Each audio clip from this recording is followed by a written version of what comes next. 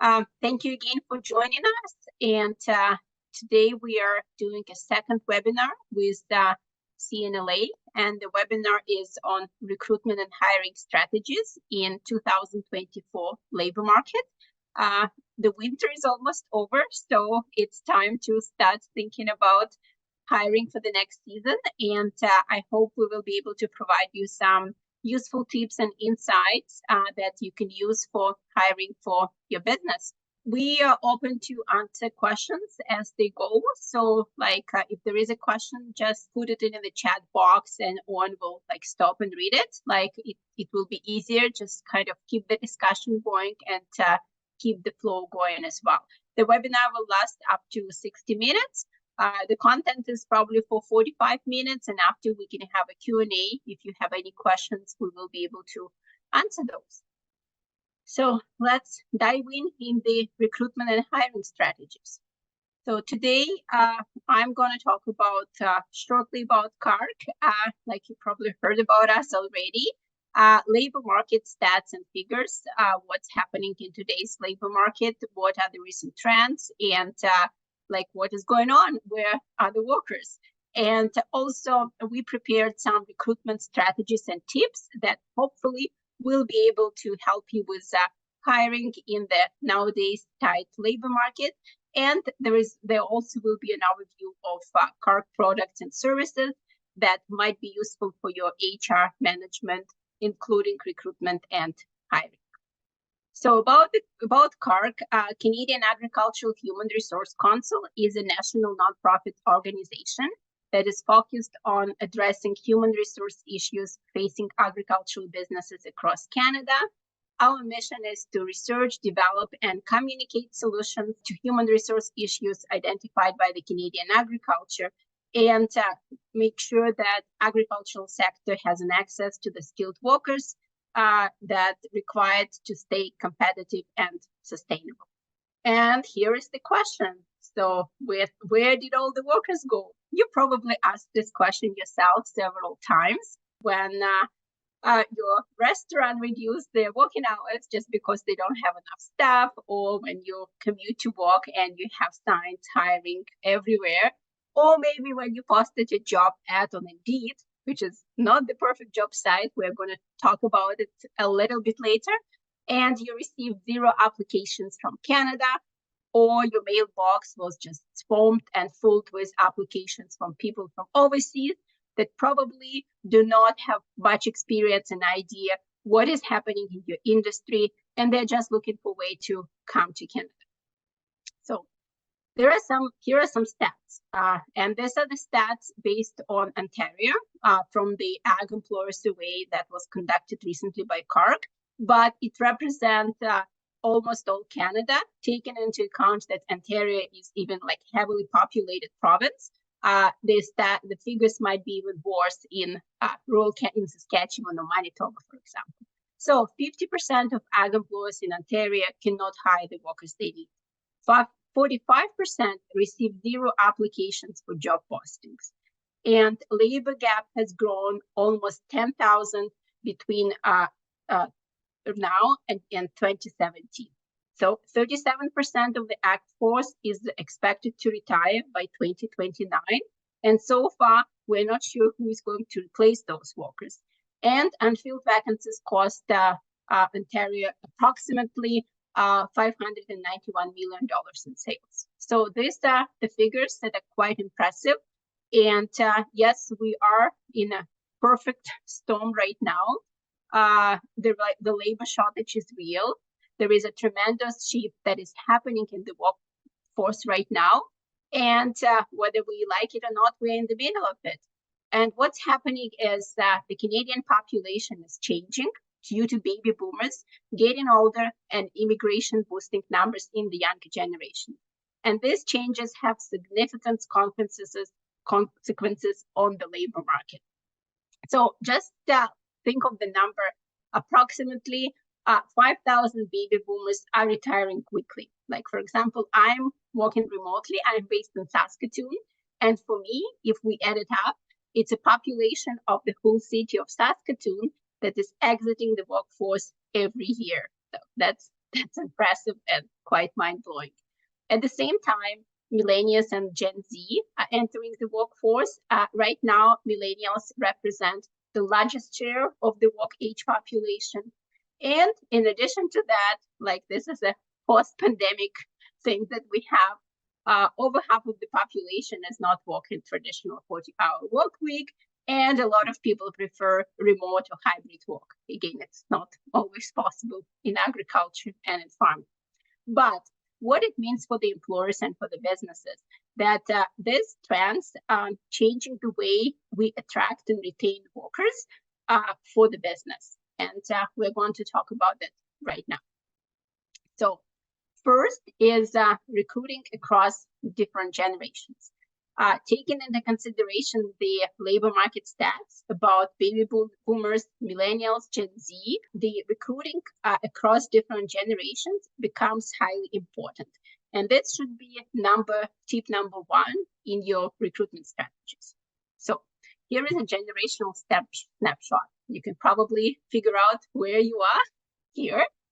And before we jump into the generational recruitment, I just give you a quick overview where there's 4 major generations. So where do they stand in the workforce? Baby boomers. Job security is important. They're a great source of industry knowledge and hardworking, and they value loyalty, stability, and recognition. Gen Z, self-reliant, hardworking, prefer less supervision and greater autonomy. Millennials, they strive for career development opportunities. They're interested in leadership training, and they value flexibility, feedback, and purpose. And here we have Gen Z. Yes, Gen Z, these are the people that were born in 2000s. And I remember I suddenly started feeling really old when I was working in the recruitment business, and you receive job applications and you can see, oh, this person was born in 2000 or older. Whoa, wow, you were a baby yesterday, right? You're looking for a job right now. But they're here, they're on the labor market, and they're different. So what they are looking for, they're looking for flexibility, and they value diversity, innovation, and social impact. So that's interesting.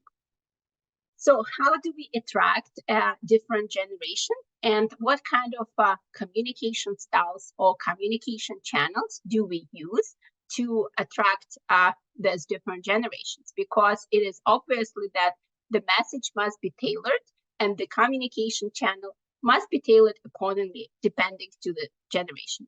Here are some examples, like baby boomers. They use traditional channels, like they go through the job posting, newspapers, referrals. They slowly adapt to specific platforms. They use a lot of Facebook, and they prefer balance between email, voicemail, text, face-to-face conversations. So very traditional. Gen X, they prefer text and emails. They are present on LinkedIn and Facebook. They're often very blunt and direct, and use short subject lines, and they respond to text messages as well. Now, millennials, they heavily rely on digital communications. So they would have LinkedIn, Facebook, Twitter, Instagram, WhatsApp, you name it, on their smartphones, and they use smartphones applications to connect with the job sites and to connect on social media. And they also would like to have a quick and prompt feedback to their messages. Gen Z, like we add TikTok, YouTube, Instagram. We can find those people at the campus or career fairs. They use smartphone, gaming technology, and they want information to be instantly available. And at the same time, their attention span is not the greatest because they multitask and they work with different screens. And they prefer video, images, or text. So this is just an example, and I hope it will help you to get a better strategy when you start posting your jobs, especially if you decide what kind of generation or population you would like to target with your recruitment. The second one is effective job posting. So nowadays, job seekers go through hundreds of job postings online, including Indeed.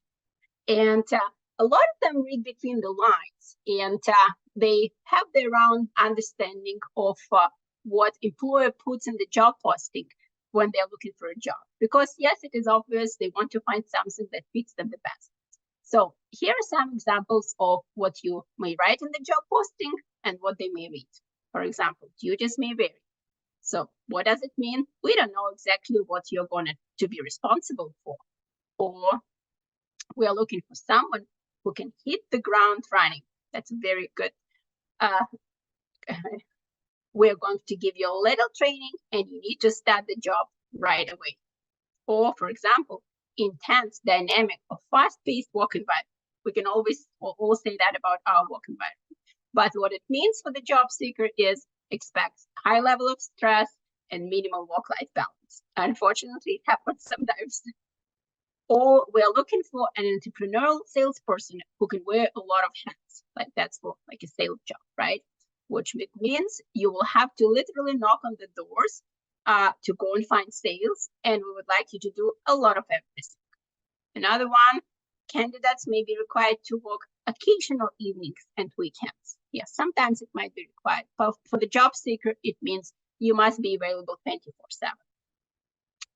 And the other, like this is very common, we offer competitive salary, vacation, and other benefits, especially when the salary is not mentioned, or at least the salary range is not mentioned. What does it mean for the job seeker? Is that the offer is probably below industry standards if you didn't even put it in the job posting. So I know that maybe it's a bit too much, but my recommendation would be when you post a job, try to be less generic and more unique. Talk about your operation, talk about what you offer, and also provide a realistic job preview. If the work on the weekends is required every second weekend, just be upfront and put it in the job posting. What makes the job posting great? First is media, design, location, content in employee reviews. I'm talking about the job postings online, and a lot of job postings these days go to Facebook when you use your social media platform to post the jobs.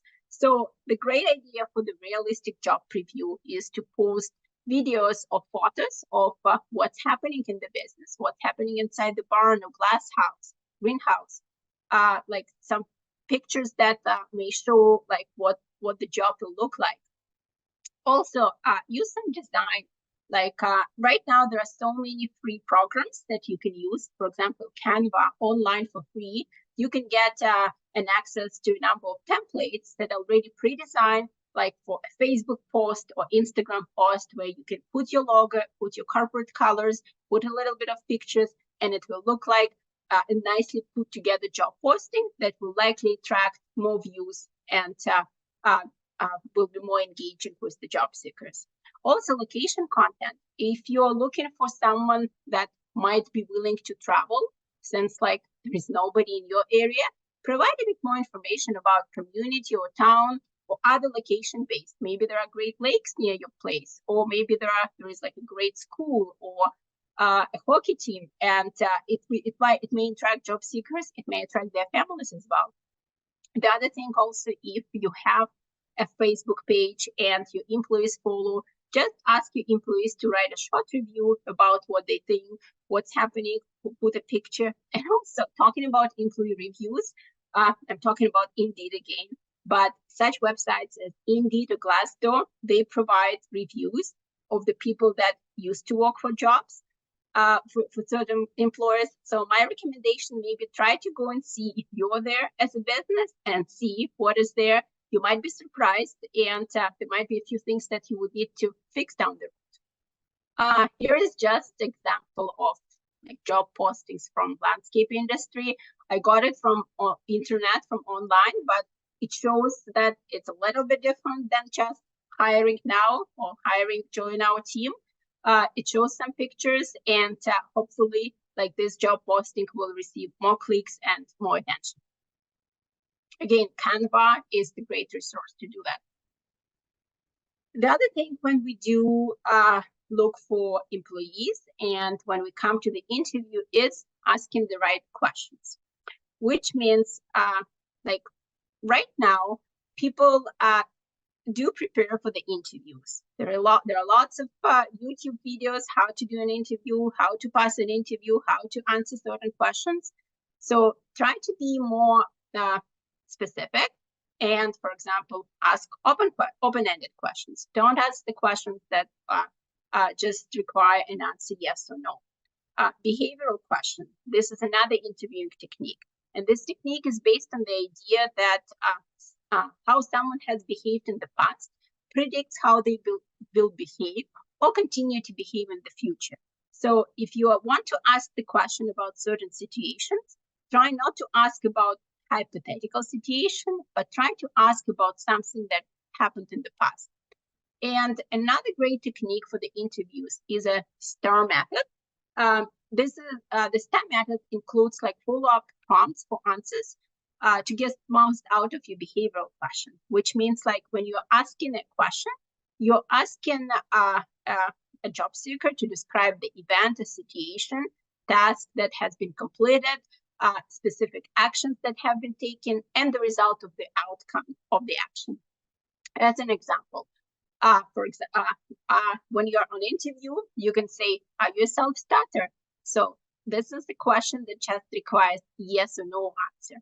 But if you can put it in a way, have you ever had a situation in your past employment when you arrived on the job site and there was no one to give you instructions? Could you tell me what did you do? And so we're here using the behavioral technique and a bit of STAR method, and we're trying to understand and get to know the applicant better. So hopefully this is something that will help.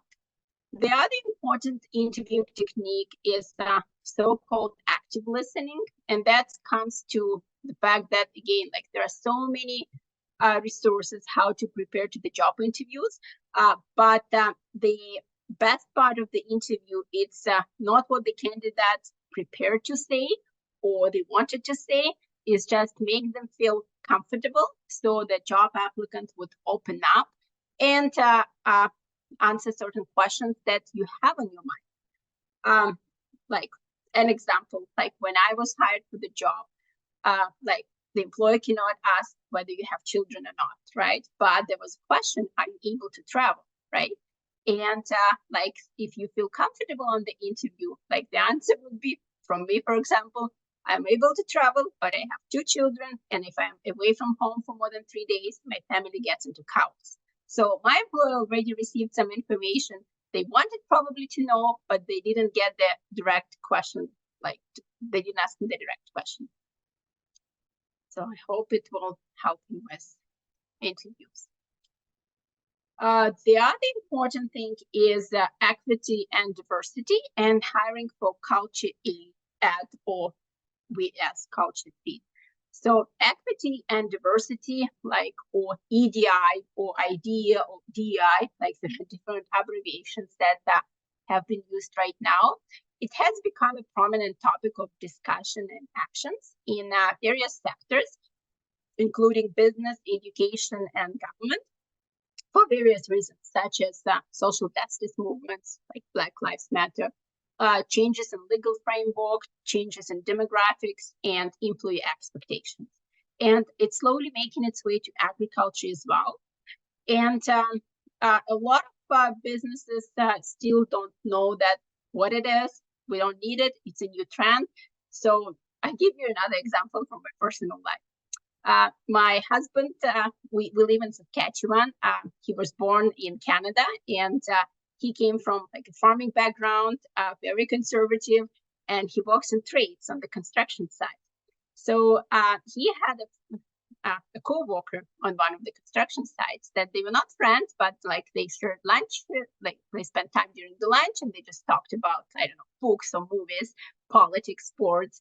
And this individual disappeared for a couple of weeks. So nobody kind of cared or knew what was going on. And after this individual came back as a transgender woman, like to a construction site in Saskatchewan, which was a bit of a shock for everyone. They haven't done any EDI at that time. So, for example, my husband was quite shocked. He didn't know what to do. He didn't know how to behave. His questions were, what shall I do? how can I address him, her? What is the correct pronounce now? And can we still talk about books and movies? In the end, he said, no, I don't want to be accused of any harassment. I don't want to be fired from a job. I will just try to avoid this person as much as I can, not even look at him or her or whoever. And that's what happened. At the same time, my husband's boss, who was a project manager at that time, he was even in a worse situation because nobody wanted to work with this individual. There are only limited amount of jobs that can be assigned to one person on the construction. So it was hard for everyone. Head office probably haven't heard about that. They didn't do any EDI training, but it's a good example that even if we think that it wouldn't happen, it could happen, and we need to be prepared. And what we're doing in CAHRC, we are developing EDI training, and we are preparing the EDI toolkit for employers. And our approach is that everyone's journey is different, and we are prepared to meet people where they are. There are no wrong questions that can be asked. Yes, we all use wrong pronouns from time to time. There is nothing to be ashamed of, but the resources that we are working at hopefully will help employers in just getting familiar with what it is and deciding what they need and what kind of training might be needed for them or for the employers. That's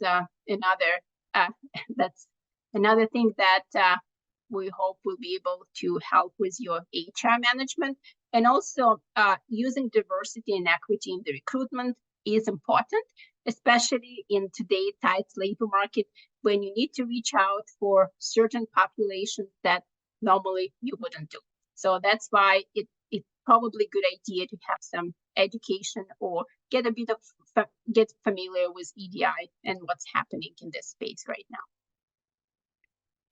And the other trend that is very much related to EDI is hiring for culture fit vs hiring for culture add. And what culture fit is based on the presumption that the best business is full of like-minded, similar people. But over the time, this term, like culture fit, shifted from organizational values to so-called BIA test, when the candidates' values were like mistakenly taken as individuals sharing same hobbies, social interests, cheering for the same football team, and like other activities. So the term from "do we share the same values" transformed into can I drink beer with this person after work?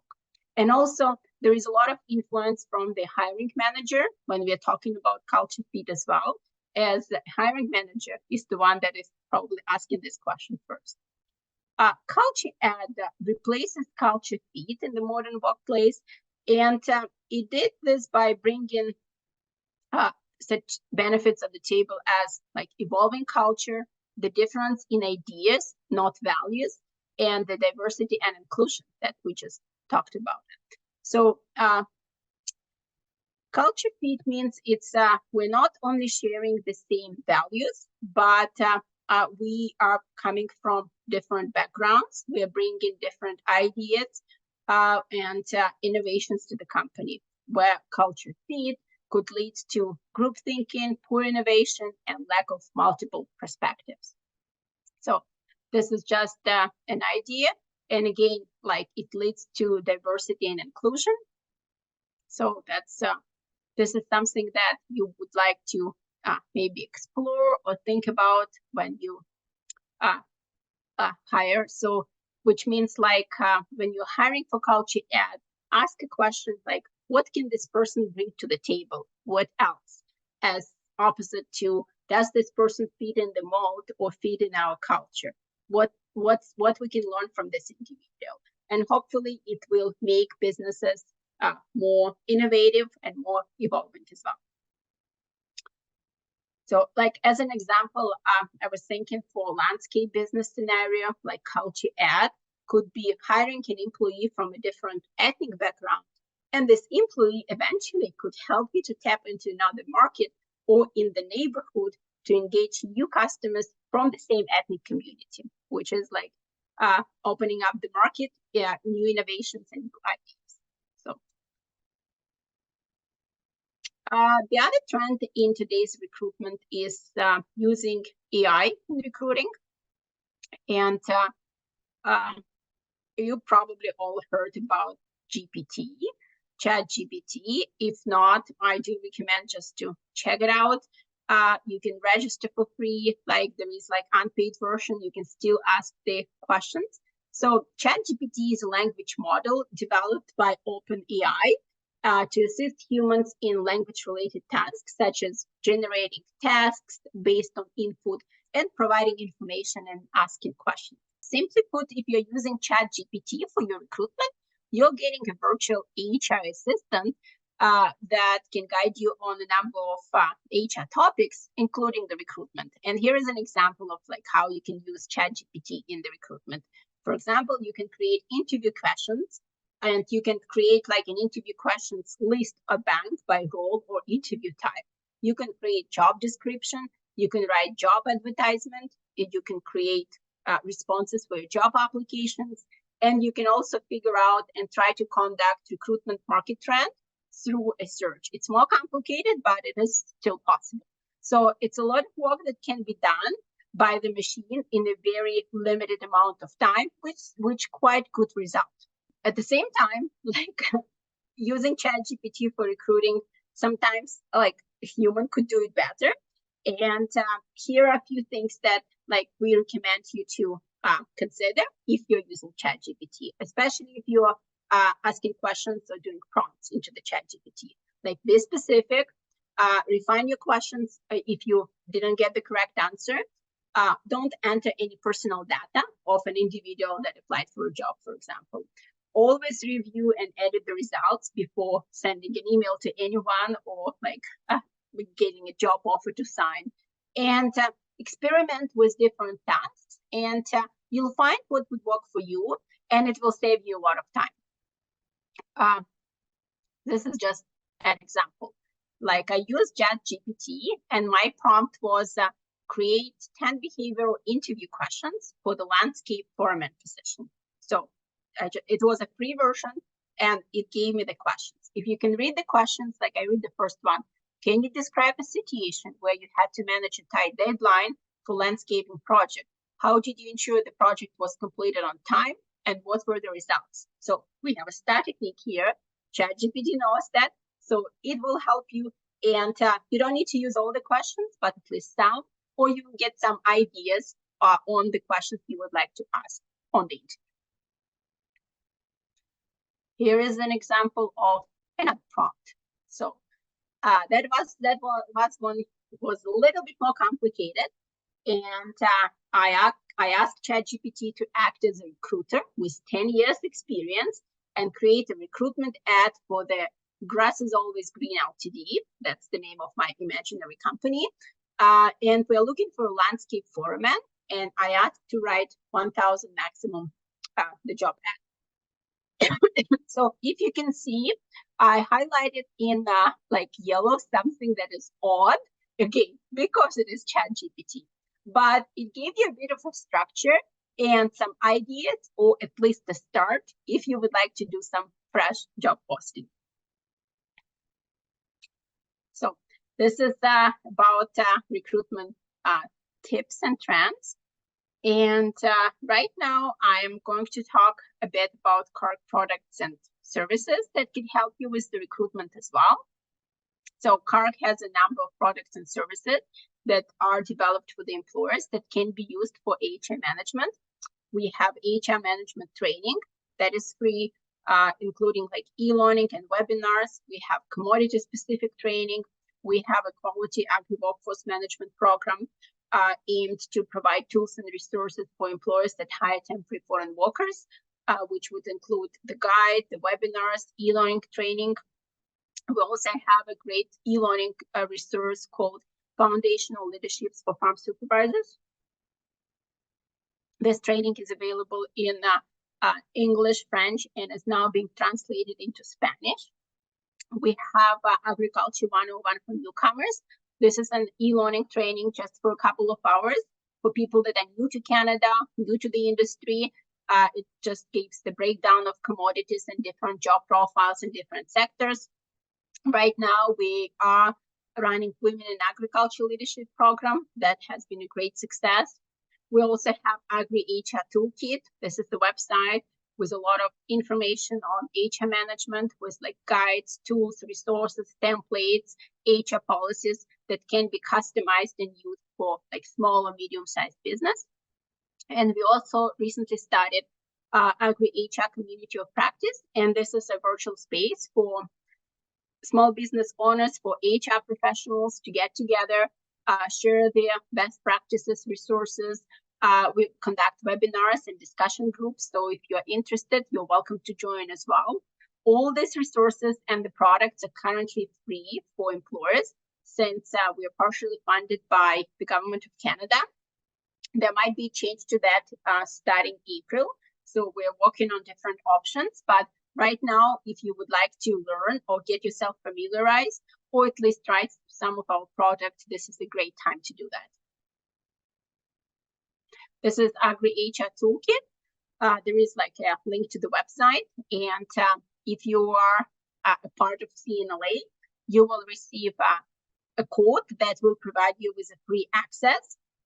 Agri-HR Toolkit provides different resources on 10 areas in HR management. And it has like lots of, again, guides, legal obligations, templates that could be really helpful. We are currently working at improving the navigation and improving the templates. A lot of templates has been updated. So you're welcome to check it out now, or maybe in a few weeks' time when the new version will be available. This is an example of our e-learning training. E-learning is a self-paced e-learning training that is taken from our learning management platform. And it is developed for the industry using industry experts and industry knowledge. For example, HR 101, Human Resource Management Basics. It's a great course. And there are also like small models. One, for example, is how to create an abuse-free workplace. It is especially useful for employers that hire temporary foreign workers. So this is just a short model, probably under 1 hour, that can be taken by a business owner or farm supervisor as a part of your employer compliance program with the temporary foreign worker program. And this is the information about our HR community of practice. It's called CAHRC Connect. Owen is going to send a link in the chat. So you're welcome to join it and just check it out. Again, it's free, but you need to like request the access and we will let you in. There are a number of spaces, a number of cohorts, and we connect there on a regular basis. We provide HR updates. We post articles, we post relevant context and changes in the legislation. And there is a lot of resources in the discussion groups and in the webinars that are happening there right now. As an example, this is our webinars planned for February and March. Like in February, we are going to have February 20th, in a week from now, we are going to have a Q&A session with an EDI expert, where it's just like an EDI expert is there to answer your questions. You can send your questions in advance. You can ask them privately. And no, there are no bad questions. Again, as we said, we're here to like meet you where you are with your EDI journey, and maybe you will receive some useful insights. Another type of activity that we do in the community of practice is the discussion group. And that's where we met, like usually between 3 to 10 people. And we select the topic that is facilitated by the industry expert. For example, hiring the right employees for the business. And we just discuss the best practices, challenges, and get the insights from each other. Another activity that is done in our community of practice is webinars. And for example, in February, in the end of February, we're going to have a webinar on LMIA exempt work permits, on how to hire temporary foreign workers without an LMIA. What are the options and whether these options will suit for your business. And if you look at March, we do have a number of activities planned in March. Again, Q&A session on temporary foreign worker program, discussion group on motivation, webinar on EDI 101, steps that you as a business can do today or can start today, and also a webinar on transitioning temporary foreign workers into the permanent residence. There will be more content added, so you're more than welcome to come and join, and hopefully it will be a useful resource for you. And here is the end of this session. My email address is here and our general email address. You are welcome to subscribe to our newsletter as well to receive the information about all the products that are available and all the industry events and activities that CAHRC is involved in. And I hope it helped you